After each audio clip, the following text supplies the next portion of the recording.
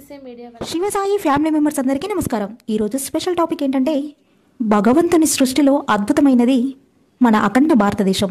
భారతదేశంలో అంతు చిక్కని రహస్యాలు మరెన్నో, శాస్త్రవేత్తలకు సైతం అంతు చిక్కని రహస్యాలు, వాటి యొక్క విశిష్టత కలిగిన మహాన్వితమైన శివాలయాలు మరెన్నో. అవేంటో, వాటి విశిష్టతలేంటో ఇప్పుడు తెలుసుకుందాం. మహానంది శివలింగం అడుగు నుండి వచ్చే నీటితో కొన్ని వేల ఎకరాల పంట భూమి పండుతుంది. బయట ఉండే కోనేరులో గుండు సూది వేసినా కనబడుతుంది. ఎంత చలికాలంలో కూడా కోనేరులో నీరు గోరువెచ్చగా ఉంటుంది. ప్రకాశం జిల్లా పొన్నలూరు మండలం కందుకూరి కనిగిరి మధ్య అగ్రహారంలోని కాశీ విశ్వేశ్వర దేవాలయంలోని శివలింగం కింద నుండి నీరు ఊరుతూ ఉంటుంది. ఈ నీరు 14 గ్రామాలకు తాగునీరుగా వాడతారు.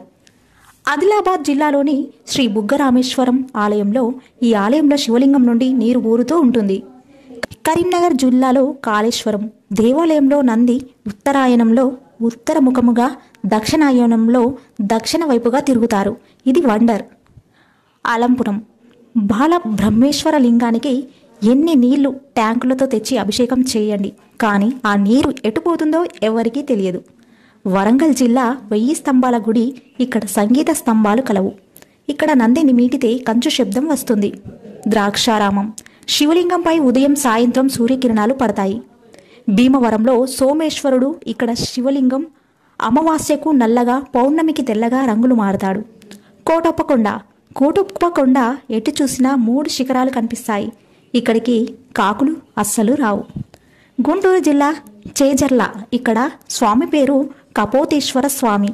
లింగానికి దక్షిణ భాగంలో ఉన్న రంధ్రంలో నీళ్లు పోస్తే శవం కుళ్ళిన వాసన వస్తుంది. ఉత్తర భాగంలో నీరు పోస్తే అవి ఎక్కడికి పోతాయో ఎవరికీ తెలియదు. భైరవ కోన. ఇక్కడికి కాకులు రావు. అలాగే ఇక్కడ ఉన్న కోనేరులో ఎంత నీరు వరదల వచ్చినా గుడిలోకి నీరు రాదు.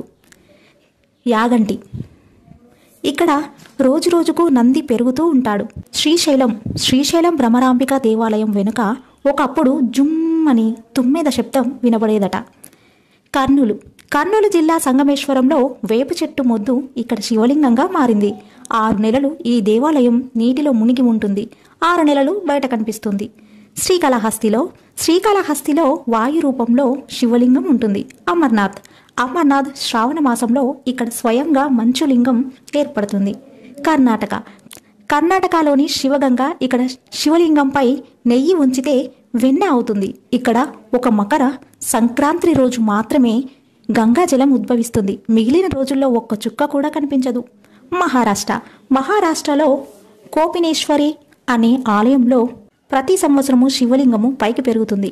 నంది విగ్రహం శివలింగం వైపు తిరుగుతూ ఉంటుంది. కంచి. ఇక్కడ మామిడి చెట్టు వయసు 4000 సంవత్సరాలు. తమిళనాడు తిరునాగేశ్వరం. ఇక్కడ పాలతో అభిషేకం చేస్తే నీలంగా మారుతాయి. చెన్నైలో కిన్నెర కైలాసం.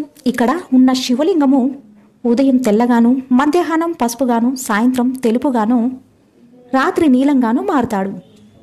సో ఇదండి మన భగవంతుని సృష్టిలో మన భారతదేశంలో ఉన్నటువంటి శివాలయాల యొక్క మహాన్వితమైన మహత్యం. Thank you to all.